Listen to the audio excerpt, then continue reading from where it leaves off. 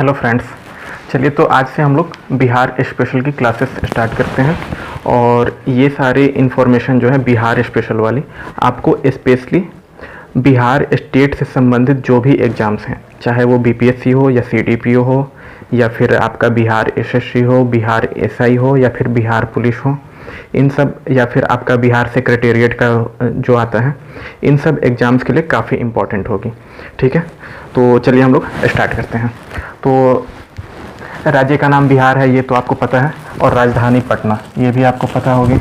अब इसके बाद जो आपसे क्वेश्चंस पूछे जाते हैं कि राज्य का गठन कब हुआ, तो इसे आपको ध्यान में रखना है। तो राज्य का गठन आपका जो है वो है हमारा 22 मार्च 1912। ये डेट आप याद रखिएगा, ये डेट कई बार पूछा गया है कि राज्य का गठन कब हुआ, तो या फिर राज्य का स्थापना कब हुआ, इस तरीके से आपका क्वेश्चन रहेगा। तो वहाँ पे आपको 22 मार्च 1912 को टिक आउट करना है। और 22 मार्च 1912 को स्थापित हुआ, तो इस वजह से स्थापना दिवस जो है वो हम लोग 22 मार्च को मनाते हैं। ठीक है, और एक इन्फॉर्मेशन और मैं आपको यहीं पे दे देता हूँ। 22 मार्च 1912 को राज्य का गठन हुआ है, बट इसका जो प्रशासन जो है, ठीक है, वो हम लोग 1 अप्रैल से स्टार्ट किए थे। अर्थात जो प्रशासनिक कार्य है वो 1 अप्रैल से सेपरेट किया गया, तो इस बात को ध्यान में रखिएगा। अब इसके बाद हम लोग क्षेत्रफल की थोड़ी सी बात कर लेते हैं। तो इस बिहार राज्य का जो क्षेत्रफल है वो आपका 94,163 वर्ग किलोमीटर है। और क्षेत्रफल की दृष्टि से बिहार जो है ये आपका 12वां सबसे बड़ा राज्य है। ठीक है, ध्यान में रखिएगा 12वां। जिन लोगों के पास ओल्ड बुक हो वो लोग यहाँ पे संशोधन कर लेंगे। ओल्ड वाले में आपका मे भी 13वां मिल सकता है, बट ये आपका अब जो है ये 12वां हो गया है। तो 13वां से 12वां कैसे हो गया, तो J&K जो है जम्मू कश्मीर, इसका जो है बाइफर्केशन हो गया और 2 यूनियन टेरिटरीज बन गए। तो इसको राज्य के दर्जे से हटा दिया गया और यूनियन टेरिटरीज बना दिया गया। तो इस वजह से राज्य के क्रम में ये 12वें स्थान पर है। और अगर हम लोग ओवरऑल देखें, अर्थात राज्य और यूनियन टेरिटरीज सब मिला करके देखें, तो फिर ये 13वें स्थान पर है। तो एक क्वेश्चन आपका ये भी बन सकता है कि 13वें स्थान पर है तो आपका कौन सा एक यूनियन टेरिटरीज इसमें इंक्लूड हो रहा है। तो एक जो यूनियन टेरिटरीज जो है लद्दाख, ये आपका बिहार राज्य से बड़ा है। ठीक है, लद्दाख जो है ये आपका 6ठे स्थान पर आता है अगर हम लोग राज्य और यूनियन टेरिटरीज सब मिला करके देखें। ठीक है, तो ये आप ध्यान में रखिएगा कि राज्य के हिसाब से इसका 12वां क्रम है। अब इसके बाद हम लोग चलते हैं तो उत्तर से दक्षिण लंबाई देखते हैं। उत्तर से दक्षिण लंबाई जो है ये आपका 345 किलोमीटर है, और पूर्व से पश्चिम जो चौड़ाई है वो आपका 483 किलोमीटर है। तो इस आधार पर हम लोग कह सकते हैं कि जो हमारा बिहार राज्य है वो लगभग आयताकार है। ठीक है, क्योंकि एक तरफ से ये हमारा 345 किलोमीटर है और दूसरी तरफ से 483 किलोमीटर है। तो इधर से आपका लंबाई के हिसाब से उत्तर से दक्षिण जब हम देखेंगे तो ये हमारा 345 है, और जब हम लोग चौड़ाई देखेंगे तो ये हमारा 483 है। तो इस तरीके से आप याद रखिएगा। अब थोड़ा सा अक्षांशीय विस्तार देख लेते हैं। तो इसका जो अक्षांशीय विस्तार है वो आपका 24 डिग्री 20 मिनट नॉर्थ से लेकर के 27 डिग्री 31 मिनट नॉर्थ तक है। ठीक है, अक्षांशीय विस्तार 24 डिग्री 20 से लेकर के 27 डिग्री 31 मिनट तक। तो यहाँ पे हमारा जो है ये आपका 24 डिग्री 20 मिनट वाला लाइन हो जाएगा, और ये 27 डिग्री 31 मिनट। ठीक है, अब हम लोग देशांतरीय विस्तार देखते हैं। तो देशांतरीय विस्तार इसकी जो है वो आपकी 82 डिग्री 19 मिनट से लेकर के और 88 डिग्री 17 मिनट ईस्ट में है। ठीक है, तो ये आप याद रखिएगा। अर्थात ये कम्प्लीटली नॉर्दर्न और ईस्टर्न हेमिस्फीयर में है। ठीक है, तो इस तरीके से आपका एक ये भी क्वेश्चन बन सकता है। और 82 डिग्री 19 मिनट जो है ये आपका यहाँ पे लाई करेगा 82 डिग्री 19 मिनट, और फिर इधर जो है ये आपका 88 डिग्री 17 मिनट। ठीक है, तो ये इन्फॉर्मेशन आप याद रखिएगा। यहीं पे हम लोग जो है इसकी चौहद्दी की बात कर लेते हैं। तो इसकी जो चौहद्दी है, अगर हम लोग बात करें चौहद्दी की, तो उत्तर में हमारा नेपाल पड़ जाता है। तो यहाँ पे हमारा नेपाल हो गया, और इस साइड जो है हमारा यूपी स्टेट पड़ जाता है, उत्तर प्रदेश। फिर दक्षिण में बात करें तो यहाँ पे हमारा झारखंड राज्य पड़ जाता है। और अगर हम लोग पूर्व की साइड देखें तो यहाँ पे हमारा वेस्ट बंगाल की सीमा लगती है। ठीक है, तो ये चौहद्दी भी आप लोग याद रखिएगा।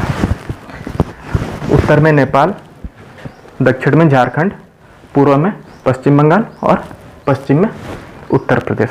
ठीक है, तो इसे आप याद रखिएगा। जिनको स्क्रीनशॉट्स लेना हो वो ले सकते हैं। चलिए अब इसके बाद जो है हम लोग बिहार का स्थान जनसंख्या की दृष्टि से देख लेते हैं। एरिया वाइज मैं आपको बता दिया कि 12वां स्थान है राज्यों में। ठीक है, और जनसंख्या में जो है बिहार का तीसरा स्थान है। ठीक है, तो आप ये याद रखिएगा कि बिहार का जो पोजीशन है वो थर्ड है। तो थर्ड है तो आपका ये क्वेश्चन भी बन सकता है कि इससे बड़े कौन से हैं। तो सबसे बड़ा जो है जनसंख्या की दृष्टि से यूपी हो जाता है, देन आफ्टर महाराष्ट्र, और तब फिर आकर आ जाता है हमारा बिहार। तो थर्ड पोजीशन पर बिहार है, फर्स्ट पर यूपी है, सेकंड पे महाराष्ट्र है। और राजकीय भाषा की बात करें तो यहाँ पर राजकीय भाषा दो है, हिंदी और उर्दू। ठीक है, तो दो भाषाओं को राजकीय भाषा के रूप में स्थान प्राप्त है, हिंदी और उर्दू। और सबसे ज़्यादा जो बोली जाने वाली क्षेत्रीय भाषा है वो है आपकी मैथिली, अर्थात मैथिली भाषा जो है ये सबसे ज़्यादा बोली जाने वाली क्षेत्रीय भाषा है बिहार राज्य में। तो इसे भी आप याद रखिएगा, मिथिलांचल वाले बेल्ट में ये बोला जाता है। अब इसके बाद हम लोग आते हैं राजकीय पशु पे। तो राजकीय पशु जो है वो बैल है। ठीक है, और राजकीय पक्षी गौरैया है, जिसको इंग्लिश में एस्पैरो भी बोलते हैं। और राजकीय वृक्ष की अगर बात करें तो राजकीय वृक्ष हमारा पीपल है। फिर राजकीय फूल गेंदा, और एक मछली भी है जिसको कि राजकीय मछली का दर्जा प्राप्त है, तो ये इसका नाम है मांगुर। तो मांगुर मछली जो है ये आपकी राजकीय मछली है, ये आप याद रखिएगा। इसमें से 1 से 2 क्वेश्चंस आपको एग्जाम्स वगैरह में रहते हैं। चलिए तो अब हम लोग देखते हैं कुछ पॉलिटी पॉइंट ऑफ व्यू से जो इम्पोर्टेंट क्वेश्चंस बन सकते हैं उनको देखते हैं। तो एक आपका क्वेश्चन बन सकता है कि बिहार में लोकसभा की सीटें कितनी हैं, अर्थात लोकसभा की जो सीट जो चुने जाते हैं, जो एमपी चुने जाते हैं, वो कितने एमपी बिहार से चुने जाते हैं। तो ये आपको 40 जो है वो बिहार से चुने जाते हैं। इसको जो है लोकसभा संसदीय क्षेत्र जो है वैसे भी हम लोग कह सकते हैं। तो लोकसभा संसदीय क्षेत्र कुल 40 हैं बिहार में। अब इसमें से कुछ सीटें जो हैं आपको शेड्यूल कास्ट के लिए रिजर्व की गई हैं, अर्थात उनके लिए आरक्षित की गई हैं, जो अनुसूचित जाति हैं। तो वो कितनी सीटें रिजर्व की गई हैं, तो ये आपको 6 सीटें रिजर्व हैं। तो इसे भी आप लोग याद रखिएगा कि एससी के लिए लोकसभा के लिए जो आरक्षित सीटें हैं वो आपको 6 हैं। अब चूँकि ये 6 हैं, संख्या कम है, तो इस वजह से इनका आप नाम भी याद रख सकते हैं। तो नाम जो है वो आपका गया हो गया, गोपालगंज हो गया, गया, गोपालगंज, हाजीपुर, जमुई, समस्तीपुर और सासाराम।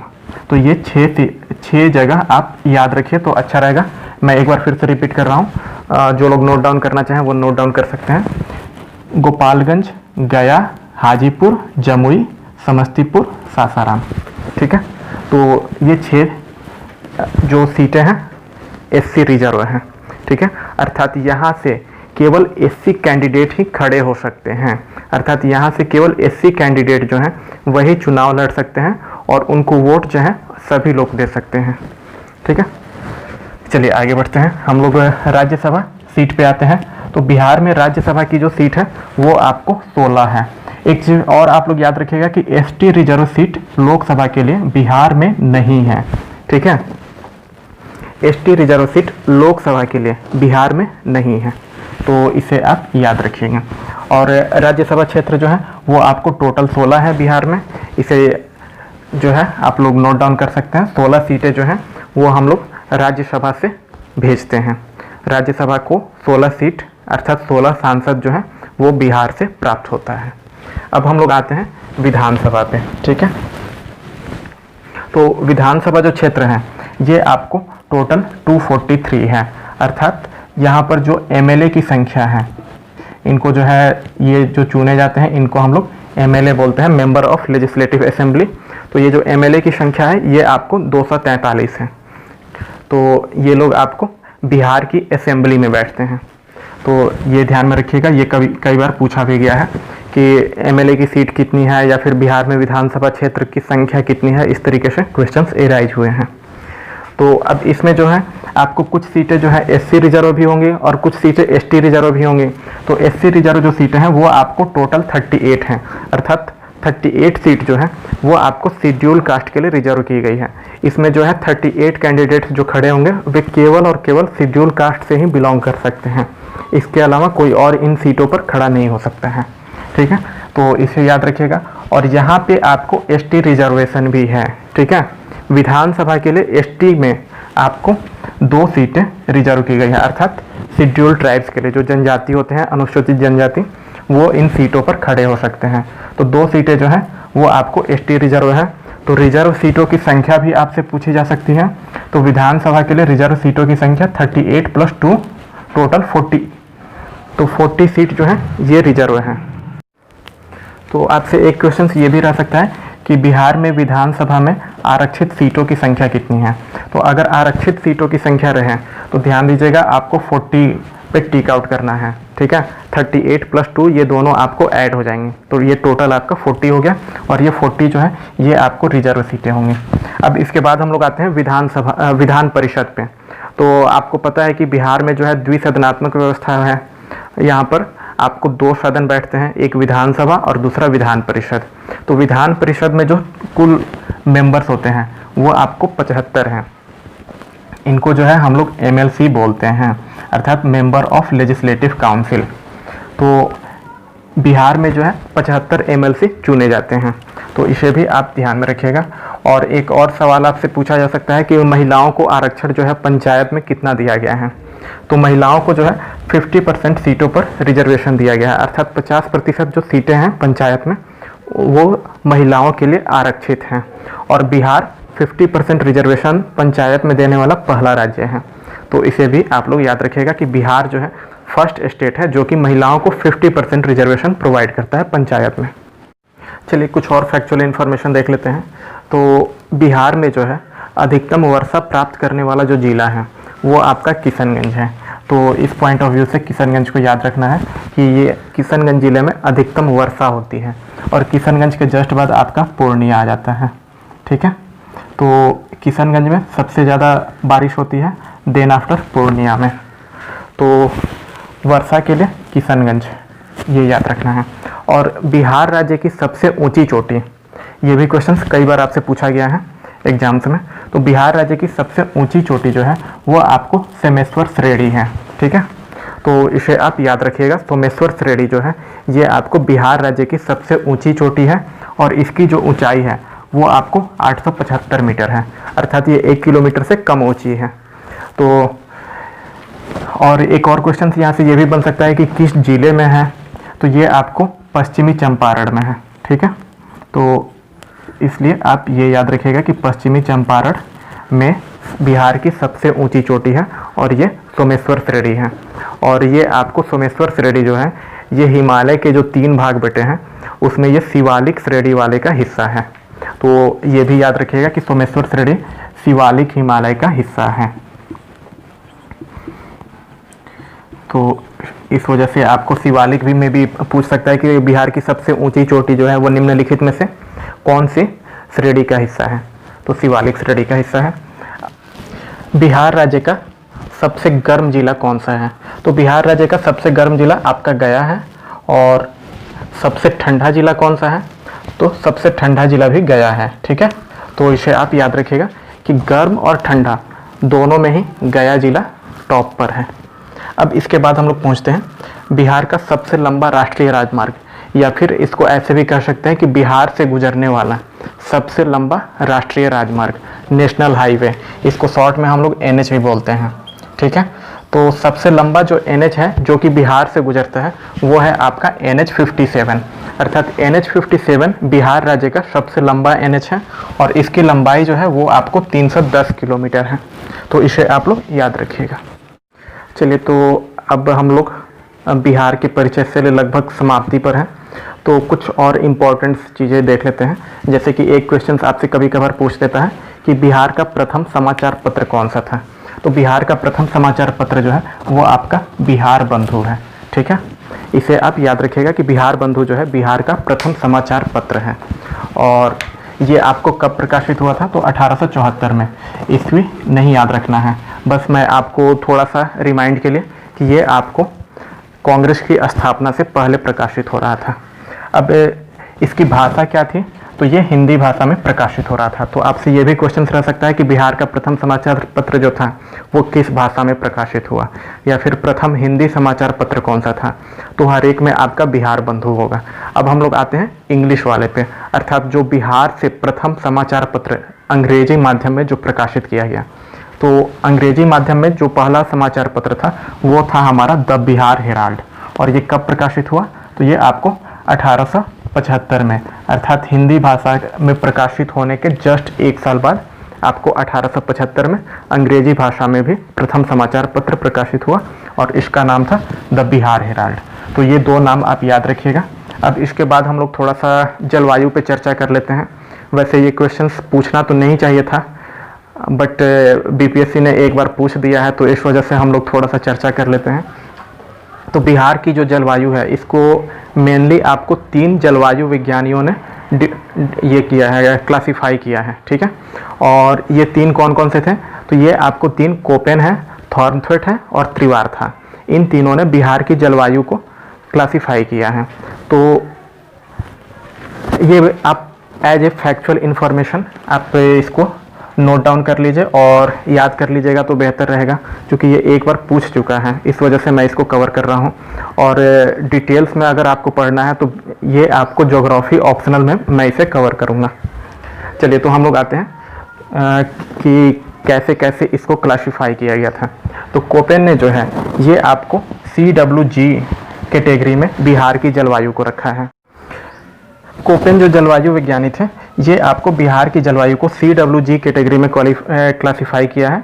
और इसमें याद रखिएगा कि C जो है ये कैपिटल है और बाकी W और G ये स्मॉल है।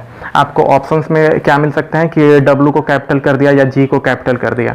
तो इसमें याद रखना है कि पहला लेटर जो है वो कैपिटल है और बाकी के जो दोनों हैं वो स्मॉल हैं।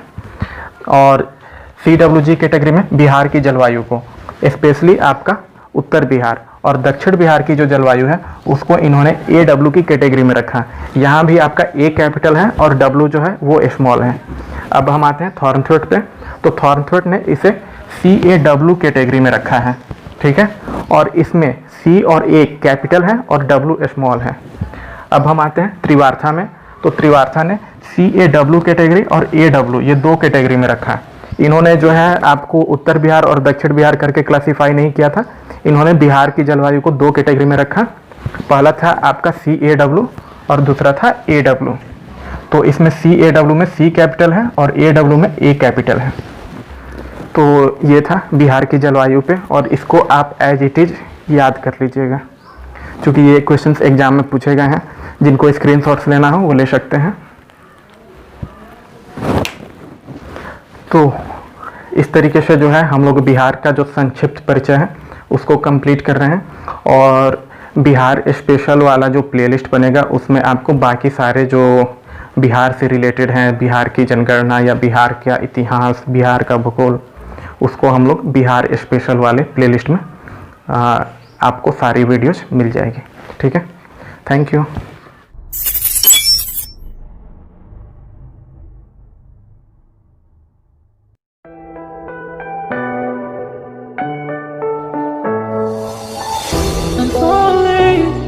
Tell me why